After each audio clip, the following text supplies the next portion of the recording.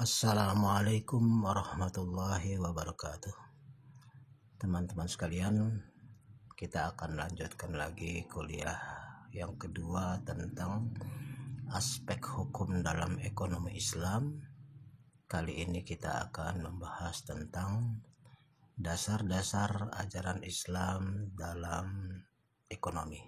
Kapitalis maupun komunis itu selalu bicara tentang masalah kelangkaan sumber daya.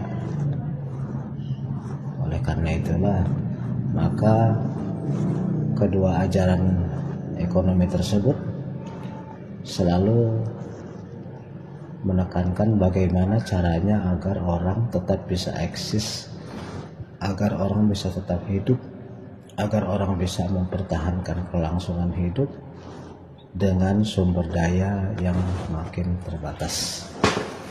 Kita tahu bahwa manusia semakin banyak, ya, jumlah manusia semakin banyak, sementara sumber daya itu terbatas. Oleh karena itulah maka di samping masalah scarcity atau keterbatasan sumber daya, orang juga dihadapkan dengan masalah pilihan-pilihan atau choices. Pilihan apa? Pilihan untuk menentukan atau memilih apa yang harus dilakukan supaya kebutuhan hidupnya itu bisa terpenuhi.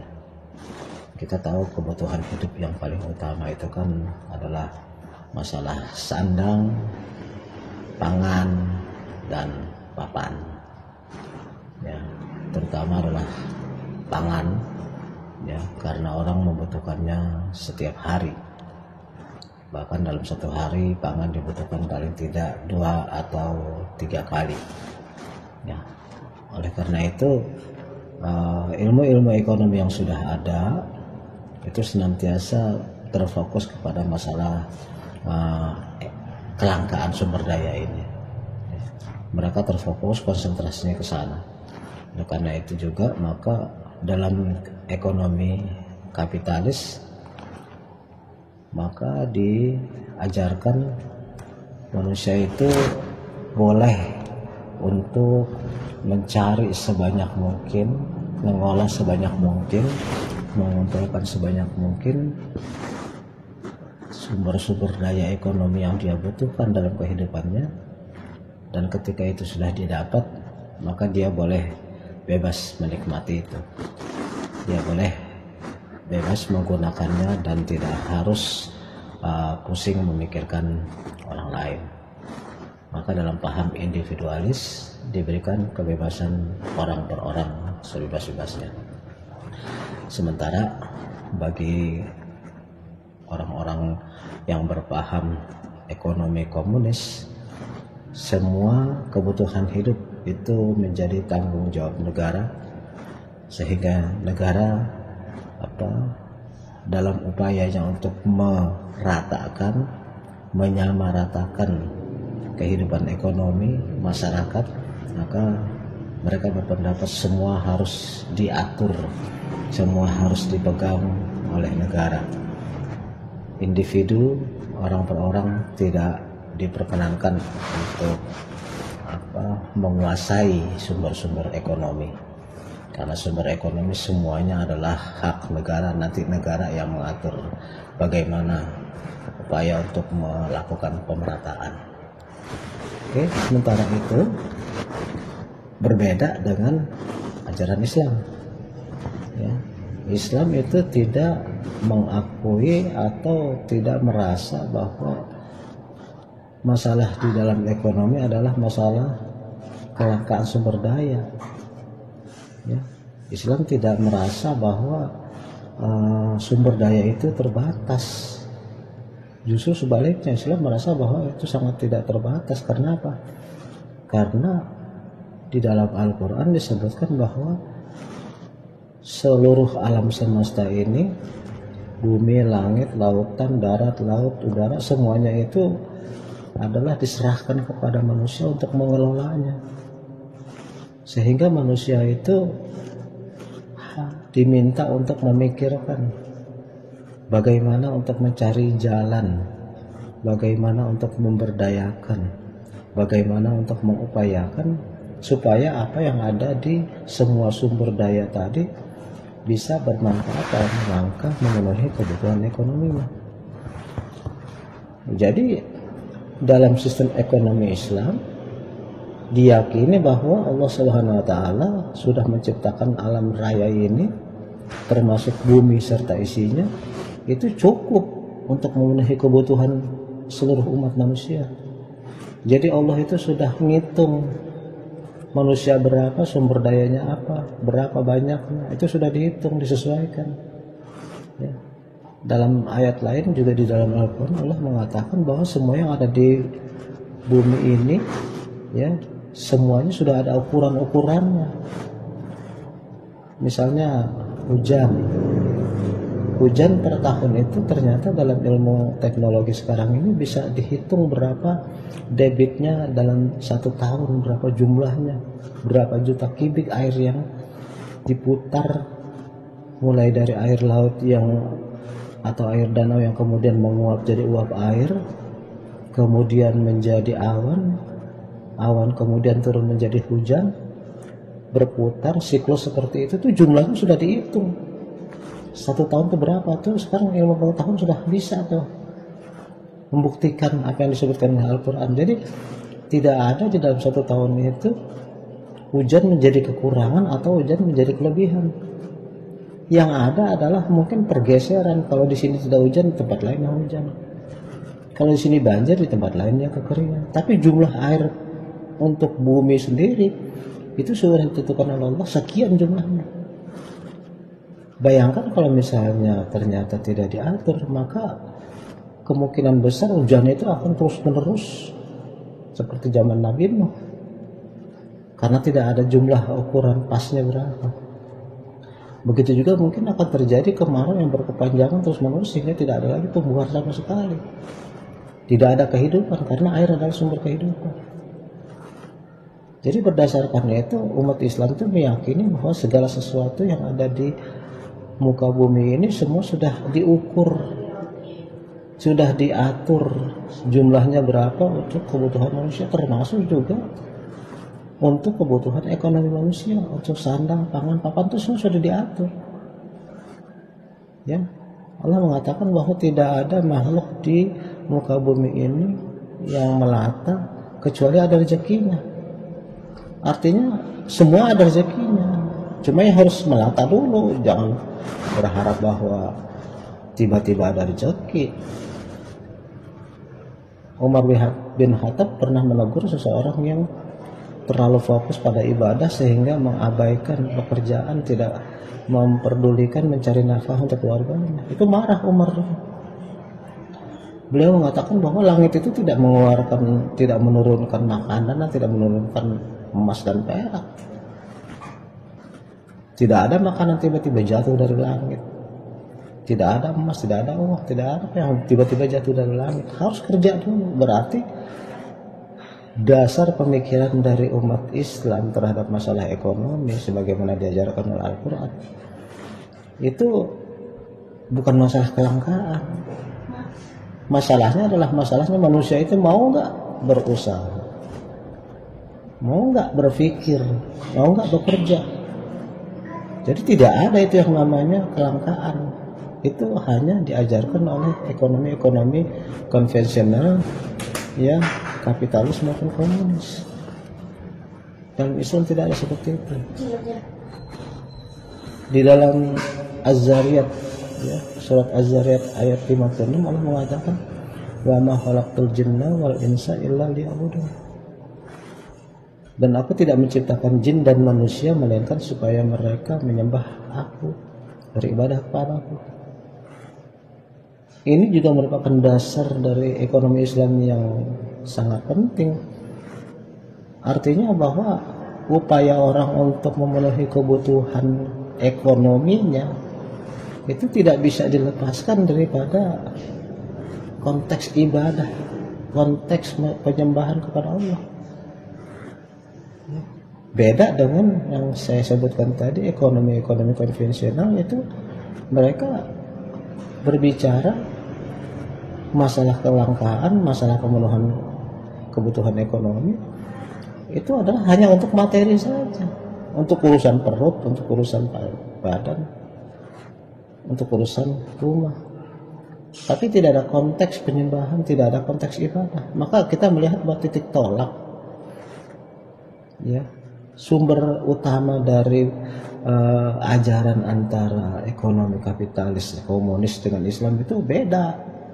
Yang satu hanya masalah keduniaan, materi, benda, sementara Islam menaruh semuanya itu di dalam kerangka peribadahan, penyembahan kepada Allah. Oleh karena itulah, karena Islam itu sendiri diturunkan oleh Allah adalah untuk menjadi rahmatan lil alamin, ya, yaitu untuk menjadi kesejahteraan, menciptakan kesejahteraan bagi seluruh alam semesta. Oleh karena itu yang menjadi tujuan dari ekonomi Islam adalah satu, masalah kebaikan, kesejahteraan dan kemakmuran bagi alam semesta termasuk manusia. Jadi bukan hanya masalah kebutuhan perutnya manusia, bukan, tapi alam semesta semuanya, termasuk juga laut, termasuk juga gunung, termasuk juga hutan, termasuk juga sungai. Itu semua harus disejahterakan, dalam arti dimanfaatkan untuk memenuhi kebutuhan ekonomi manusia, tetapi dalam konteks bahwa semua itu tidak boleh semena-mena. Mereka bukan menjadi alat pemenuhan semata-mata, tapi juga harus dijaga keseimbangan ekosistemnya, keseimbangan kelestarian keberadaannya. Bukan hanya untuk kepentingan semata-mata manusia saja. Sebab kalau manusia hanya berpikir tentang bagaimana memenuhi kebutuhan hidupnya, dan yang kita tahu bahwa yang namanya kebutuhan itu tidak ada batasnya. Manusia itu kalau sudah dapat gunung emas satu, pengen yang kedua, udah punya dua, pengen yang ketiga, terus begitu. Maka yang kemungkinan terjadi adalah penindasan antara yang kuat terhadap yang lemah, penindasan pemilik modal terhadap para pekerja. Kenapa? Pemilik modal itu hanya berpikir bagaimana untuk mendapatkan keuntungan yang sebanyak-banyaknya, maka tidak peduli dengan bagaimana kondisi pekerja, dieksploitasi. Zaman dulu kita mengenal yang ada yang namanya romusa, ada yang namanya rodi, kerja paksa.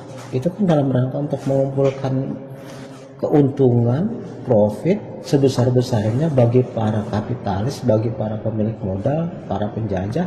Sementara para pekerja adalah para pribumi yang diperas tenaganya tanpa mendapatkan imbalan apa-apa, diperlakukan seperti binatang. Itu sangat ditentang dalam Islam. Jadi semua harus mendapatkan kesejahteraan. Tidak boleh yang kuat menindas yang lemah. Tidak boleh pemilik modal itu mengeksploitasi secara semena-mena terhadap para pekerjanya. Kita bisa lihat bahwa dalam ajaran-ajaran yang lain, kaum kapitalis, ya, kaum kapital, bahkan yang tadinya hanya berdagang ke Indonesia, lama-kelamaan keenakan karena Indonesia ini jadi sumber segala macam ada, akhirnya bukan lagi berdagang tapi kemudian menjadi penjajah. Islam itu tidak diperbolehkan adanya penindasan. Nah, begitu juga visi dari ekonomi Islam, yaitu ketika orang ingin mencapai kesejahteraannya, berarti dia tidak boleh semena-mena, dalam arti segala sumber daya alam itu dikuras habis-habisan, hutan dibabat,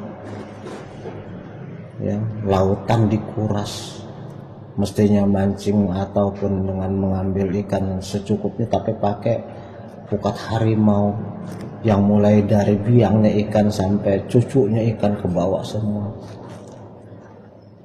Ya, kemudian tambang digali sampai akhirnya muncullah kerusakan alam, lapindo meluap keluar lumpur. Itu kan eksploitasi sumber daya alam yang merusak ekosistem. Karena apa? Keserakahan manusia tadi dasarnya. Manusia yang ingin mendapatkan keuntungan sebesar-besarnya akhirnya merusak semuanya. Penggundulan hutan, terjadilah kemudian yang namanya banjir, terjadilah longsor, habis-habisan dalam rangka memenuhi kebutuhan ekonomi manusia, baik dalam rangka kapitalis maupun komunis. Komunis lebih parah lagi, orang menjadiin seperti benar-benar seperti binatang, sama aja dengan zaman Rodi, zaman Romusa. Hanya diperlukan, hanya dipenuhi kebutuhan fisiknya saja. Ya dikasih makan sih, dikasih pangan sih, dikasih sandang, dikasih rumah, tapi mereka nggak boleh ngapa-ngapain. Apa bedanya dengan binatang? Dikasih kandang, dikasih makanan, tapi nggak boleh apa-apa, nggak punya hak apa-apa. Semua demi negara. Padahal yang kaya raya ya pemimpinnya, yang foya-foya ya pemimpinnya. Itu terjadi di semua negara komunis. Katanya demi rakyat, katanya, nyatanya rakyat mah ya seperti itu diperlakukan, tapi pemimpinnya foya-foya. Makanya kemudian komunis dianggap tidak bisa menciptakan keadilan bagi rakyat, dan akhirnya ajaran komunisme habis di mana-mana. Pada meninggalkan ajaran komunis, seperti Jerman Timur, Jerman Barat itu akhirnya menyatu lagi. Vietnam Utara, Vietnam Selatan menyatu lagi. Banyak negara-negara komunis yang akhirnya bubar. Uni Soviet sendiri akhirnya bubar. Karena ekonominya, teori ekonomi komunis ternyata tidak mampu menjawab apa yang mereka janjikan. Tidak bisa membuktikan apa yang mereka janjikan untuk bisa mensejahterakan rakyat. Nggak bisa. Kapitalis juga begitu sampai sekarang. Yang kaya semakin kaya, yang miskin makin tertindas. Terjadi zaman penjajahan sampai sekarang masih berlaku. Islam tidak mau kenal itu, tidak mengenal itu. Jadi eksploitasi sumber daya alam harus berujung pada kesejahteraan bersama. Ya. Jadi tidak ada produk yang hanya semata-mata berorientasi mencari untung. Kenapa? Ya karena kita tahu ya dasarnya ajaran Islam yaitu bahwa harta ini tidak dibawa sampai ke liang kubur. Justru harta yang banyak akan dipertanyakan dapat dari mana, digunakan untuk apa. Justru ketika orang itu kaya, maka dia merasa harus tahu bahwa dia punya kewajiban untuk mengeluarkan zakat, untuk mempedulikan orang miskin, untuk mempedulikan anak yatim. Ya, jadi tidak boleh semua hanya berorientasi pada profit semata-mata, uang yang penting uang. Tidak ada dalam Islam seperti itu. Itulah sebabnya kemudian finally tidak ada jurang kemiskinan. Kalau kapitalis mengatakan bahwa orang secara individual boleh mengumpulkan harta sebanyak-banyaknya dan tidak peduli kepada masalah sosial, maka yang terjadi adalah timbul adalah jurang kemiskinan yang sangat dalam.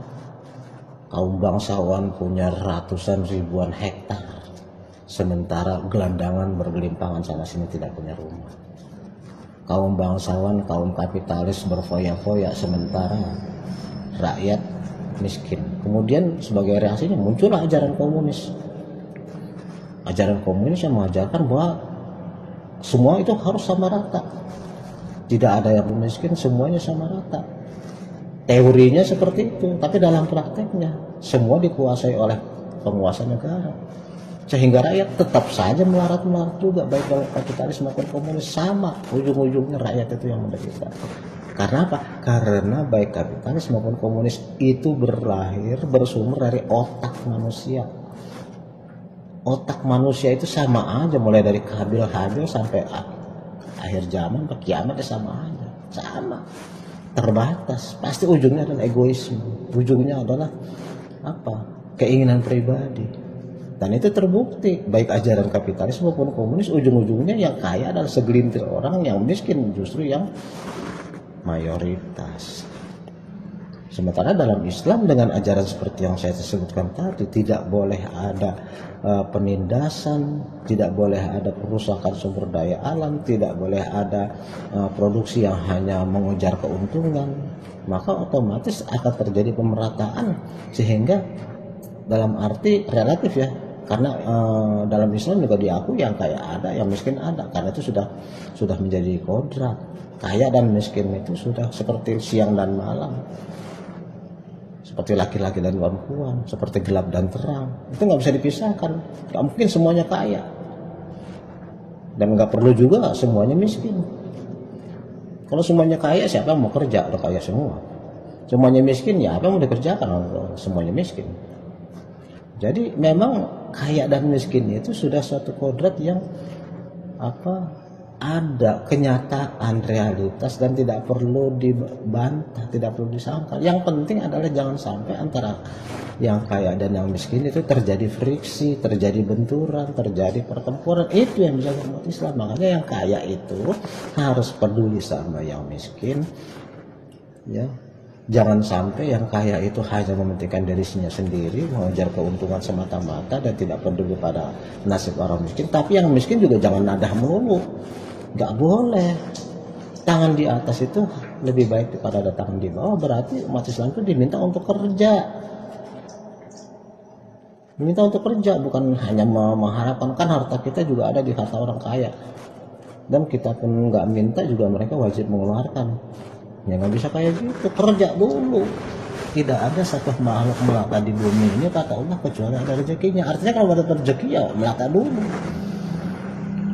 Tak boleh mengharapkan pemberian tapi kemudian tidak mau kerja. Kemudian juga dalam Islam diajarkan visinya adalah tidak boleh ada konsumsi yang berlebihan. Artinya orang kaya itu tidak boleh berfoya-foya, bahkan mubazir. Ya, nggak boleh seperti itu. Harus semuanya secukupnya. Ya, Allah tidak menyukai orang yang boros. Dalam Al-Quran disebutkan kamu nggak boleh pelit, tapi juga tangan kamu nggak boleh terkepal. Artinya, tidak boleh terkepal, tapi juga tidak boleh terlalu boros. Pelit jangan, boros jangan. Sedang-sedang aja. Islam itu pertengahan. Ya, kenapa?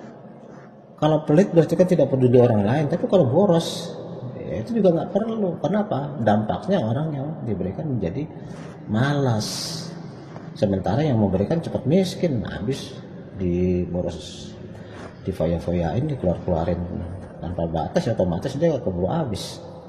Nah, berikutnya lagi, karena semuanya intinya adalah merasa bahwa semua kehidupan di dunia ini hanyalah sementara, bahwa yang namanya harta itu hanya titipan, bahwa semuanya itu adalah milik Allah dan kita hanya menjadi pengelola saja, hak guna saja, maka orang tidak akan menjadi rakus, ya.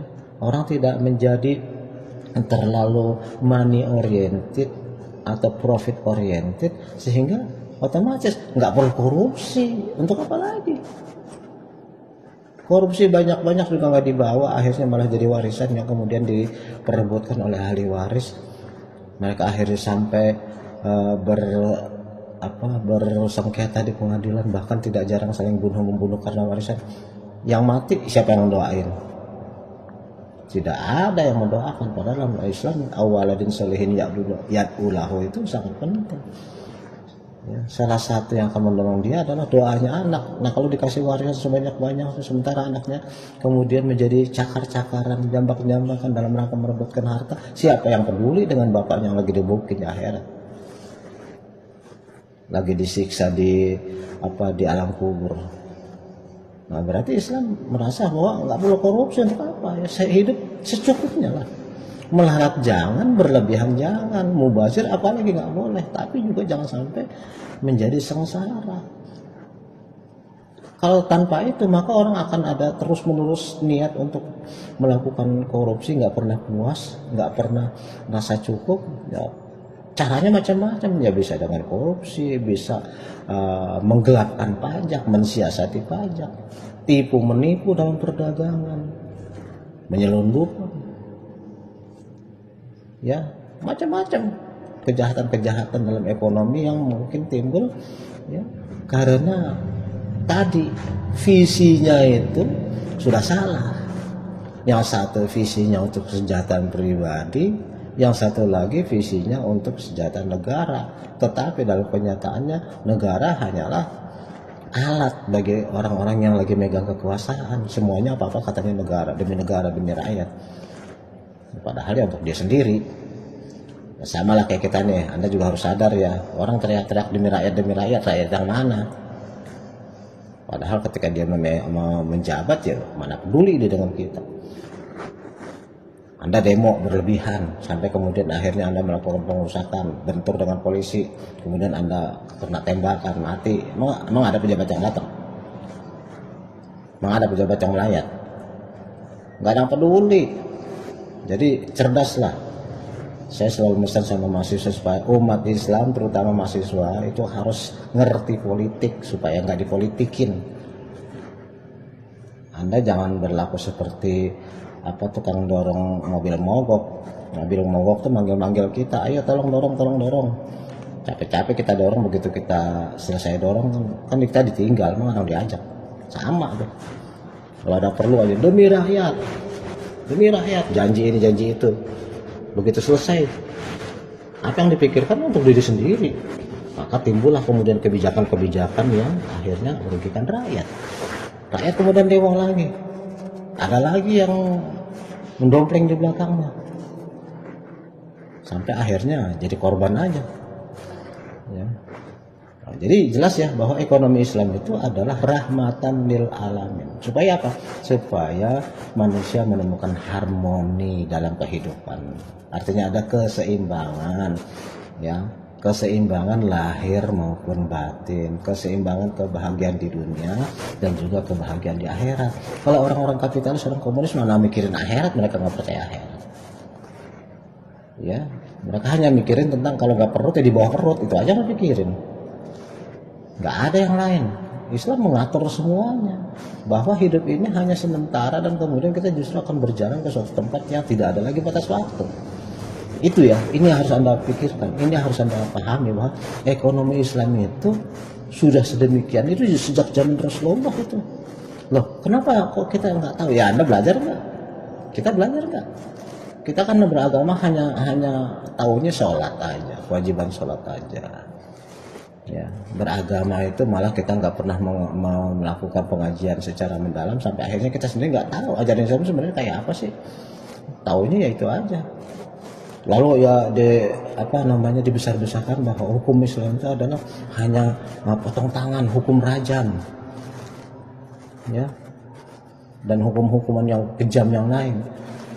Nggak dipelajari secara keseluruhan, tapi bagian-bagian yang menyeramkan kemudian ditonjol-tonjol. Yang menonjol siapa? Umat Islam sendiri. Tapi umat Islam yang mengerti tapi kemudian cari keuntungan dengan ajarannya. Untuk itu dengan cara supaya apa? Ya kembali lagi keuntungan pribadi. Makanya Allah mengatakan bahwa mereka yang menjual ayatku dengan harga murah itu sangat besar hukumannya. Kemudian prinsip dasar ekonomi dalam Islam adalah surat Al-Qasas, ya, surat ke-28 ayat 77. Carilah apa yang telah dianugerahkan oleh Allah kepadamu, yaitu kebahagiaan di akhirat. Jadi kejarlah kebahagiaan di akhirat, karena itu abadi. Tidak ada lagi yang namanya waktu, tidak ada lagi yang namanya kecil sampai tua lagi, nggak ada lagi cerita, semuanya di konstan di umur pertengahan. Tidak ada lagi kematian, ya. Dan tapi jangan kamu melupakan kebahagiaan kamu dan kenikmatan dunia. Artinya keseimbangan di akhirat dikejar, tapi dunia jangan melarat. Jadi tidak ada cerita itu Islam mengajarkan bahwa demi mengejar akhirat terus kemudian kita bergembel-gembel ria ke sana kemari mengembara. Baik teman-teman, untuk sementara saya kira demikian dulu yang dapat saya sampaikan. Kita akan lanjutkan masih tentang dasar-dasar ajaran Islam dalam ekonomi ini, karena cukup panjang jadi saya bagi menjadi 2 bagian. Untuk sementara saya akhiri dulu, lebih kurang mohon maaf. Assalamualaikum warahmatullahi wabarakatuh.